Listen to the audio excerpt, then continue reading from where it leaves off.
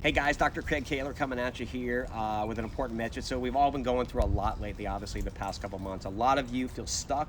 You're sheltering at home. You know what to do. You're kind of just waiting. But I want to talk to you about some things you can do right now to not only protect yourselves, but protect your family. I don't watch a whole lot of news, but managed to catch some of it this morning. And the news was grim as usual. Not only are they saying that we all will encounter this thing at some point over the next year or two, but man, next flu season is right around the corner, 6 to 9 months away. And they can expect another round of Covid-19. So aside from sheltering in place and hiding, there's some things you can do right now to protect yourself. What I've been instilling with a lot of our practice members and my family is that you have to make some serious lifestyle choices right now before next fall. What that means is you need to be the strongest host possible if you encounter any virus. Not just for COVID-19, but the flu or any other pathogen. That means you have to put every single bit of focus into building a super strong immune system like you were training for the next Winter Olympics. So the data's in, and this is what we know in terms of who survived and who didn't. Here are the differences for the people who were able to fight the virus and survive it, and the people who didn't survive.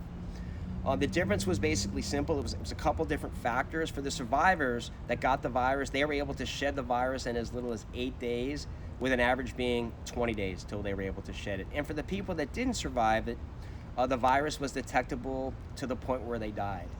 They couldn't fight the virus off naturally because their immune system was compromised. So what was the main differences between them? For the survivors, they went through a normal immune arc. They contracted the virus. Their white blood cells were triggered. They had an acute inflammatory reaction. It came back down, and they were able to shed the virus, and they were able to get back to a normal life. The people that didn't survive, they didn't have a normal immune arc. A lot of them either had low white blood cells to begin with, or their white blood cells really didn't get triggered. And instead of inflammation going up and coming back down, it went up, and then it continued to rage out of control until they perished, particularly something called interleukin-6 and interleukin-1 beta.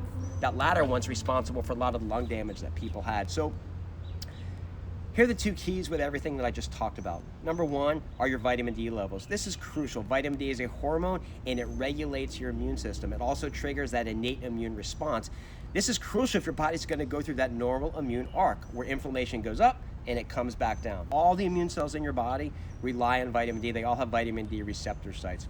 The second thing is we have to monitor is the body's inflammatory response, that interleukin-6 and that interleukin-1 beta, as well as CRP levels. Those two things, it's just really, really that simple, because at some point, again, we're all going to come in contact with this thing or a mutated version over the next couple of years. But again, I don't want you to be fearful. I want you to feel empowered. I want you to know that doing those two things will really, really help. You got to get your vitamin D levels checked, and you got to get those inflammatory markers checked. Some other things you can do with lifestyle changes. There's diet, nutrition. There are supplements that you can do to help your body fight anything that you'll encounter. But the purpose today was to get you guys empowered to know that there's a couple things that you can do right now to ensure the health of you and your family.